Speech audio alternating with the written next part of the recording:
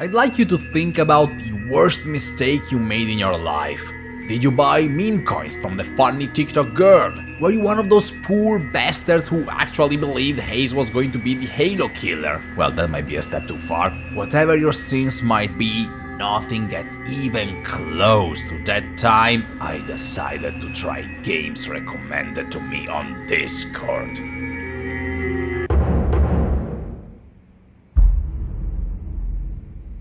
I'm heading into hell. Whatever. Adios, you damn fool.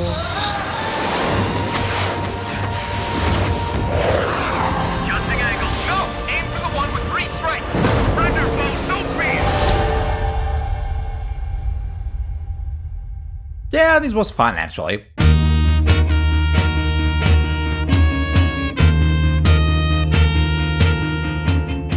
Oh, this is a funky one. Listen to that. That's a good title screen track. Slav West is an RPG set in the Lord of the Rings inspired fictional land of Slovakia. A place where everyone's morning beauty routine apparently consists in grinding their face through a cheese grater.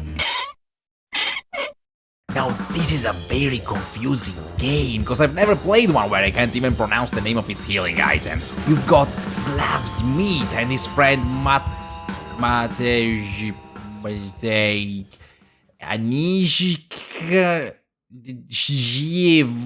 and Freeman, but he's always low on HPs. Then there's this guy who starts talking weird whenever he gets pissed, but unfortunately I dropped out of the satanic school before they taught us how to speak in tongues, so I got no idea what he's saying. Thankfully, the story is much simpler. There's a castle that goes in flames, the count is all oi oi, go check.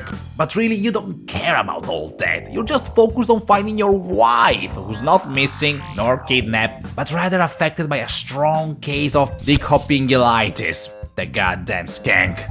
But demon language and history stuff for nerds aside, I got extremely attached to the trials and tribulations of our protagonist Pavel. He's so effortlessly amusing and every dialogue is veiled in comedy and sarcasm. There's always some witty banter, which is kind of a poor choice of words in the post-Marvel world we live in, but in case you're younger than 20, what we old-timers mean by witty banter is that jokes have setup and punchline, and characters are actually funny. It relies on something we call talented writing as opposed to high-pitched screeching. It's the comedy that ends up making the exploration so pleasant. Filthy Deck presents itself as a realistic depiction of the average Slav life. Thrown into the wolves, no direction nor word of comfort, and you better keep your wits about it, or the sketchy guy who lives in the shady forest will feed you to his ogre. But the map is so small and the number of NPCs you can interact with so limited that more often than not you will stumble upon some ludicrous shit, like the time I found a secret top-tier martial artist drunkard. I gave him a good old wallop to the noggin and he decided to join my team, and with him I knew I was going to beat every single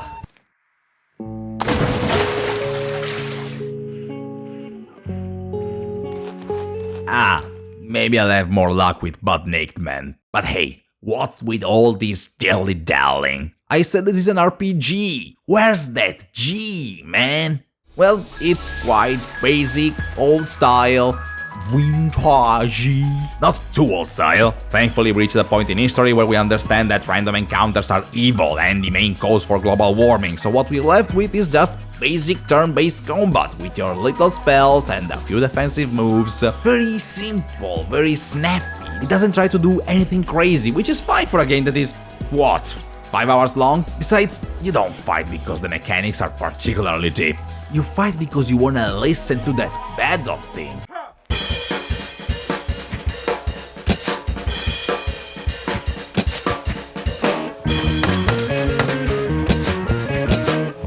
Ooh, I wish Slovakia was real now. You should play this game just for the soundtrack, really, with classics such as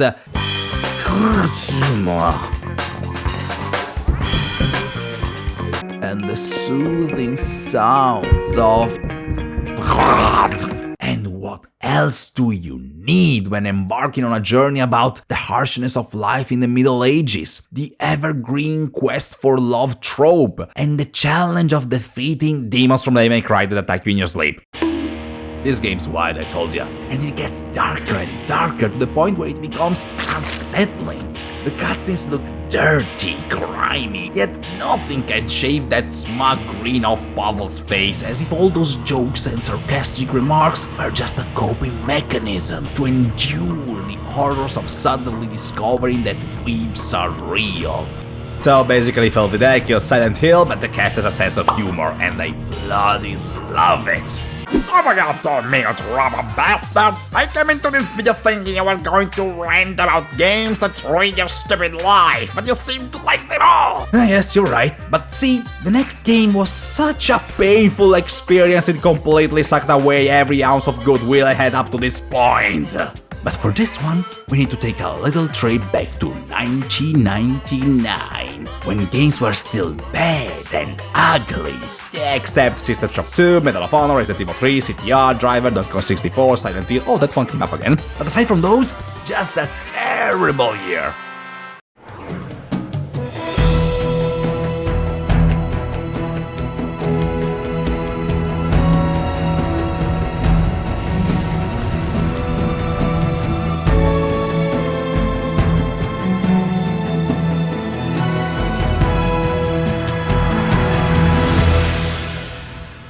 I fucking hate this game!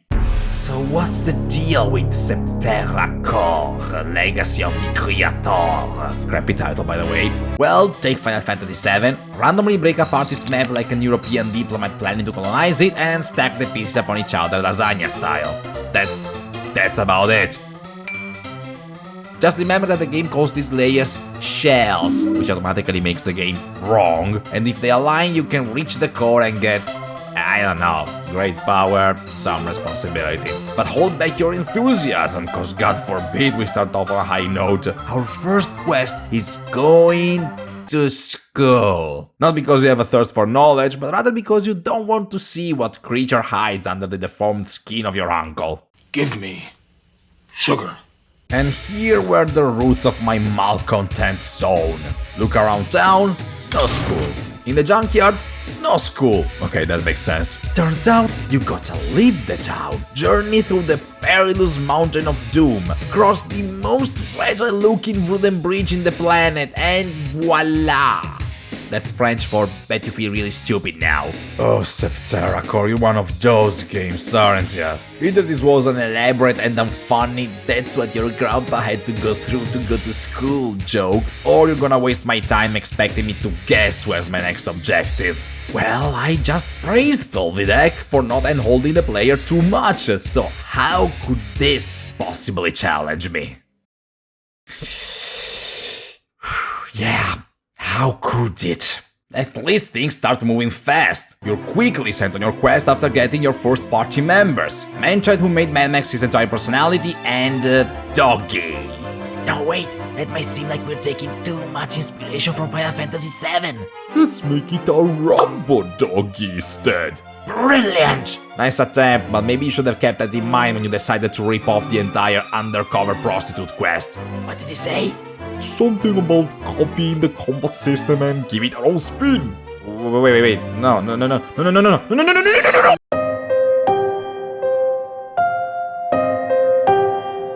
The combat system of Septerra Core is a sick joke the scientists working for the MK Ultra project came up with to see just how much they could push the boundaries of human ethics.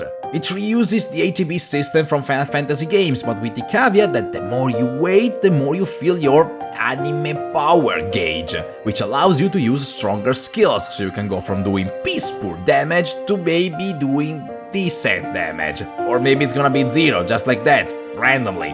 Sometimes this game extra hates you. On paper it seems an interesting balance between high damage and leaving yourself open to attacks for longer, but this translates into waiting.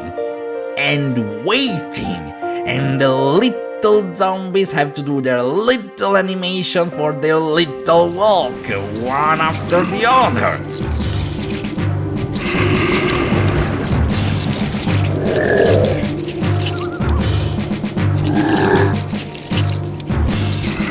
better pray your enemies don't cast the invisibility spell, because hitting them will be impossible then. And when single, low-level fights can take 5 minutes, even something as normal as missing an attack would send me on a fit of rage, because it meant I'd have to play Septerra Core for even longer. Turbo doggy. Turbo me. Oh, fuck you. Fuck you. It's watching paint drying on a wall. If the paint had first been swallowed by the artist, I vomited on screen, because that's how I describe several dungeons, and tell me navigating this crap would not give you crippling depression after a while. But maybe you got stronger stomach than me, that's fair. But those dungeons will still make you sick once you start going through them 100 times, aimlessly trying to find the next key item you need.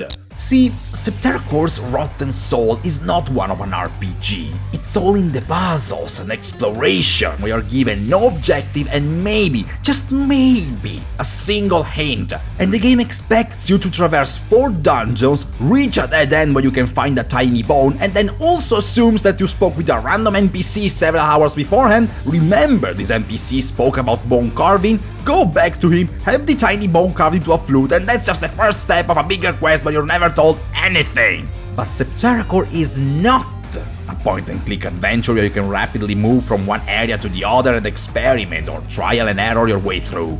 It's still an RPG, with fights you usually can't escape from. So much backtracking it makes Resident Evil 1 look like a Call of Duty game by comparison, with some areas accessible only by going inside a dungeon, which is inside another dungeon, and it requires an item whose location is only briefly hinted in a single line of dialogue by one single character, and this is how dungeons layouts look like later in the game, and I can't fast travel back to the entrance, so now I have to undo 2 hours and a half of progress and also redo all the puzzles I had already completed in reverse, and I swear I could hear the devs laughing at me.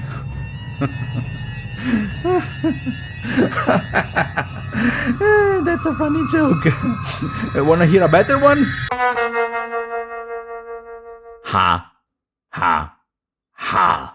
Yet, I have some form of begrudging respect for this game. It tries to do so many things, stuff that would be innovative even by today's standards. But it's so underbaked and unfinished.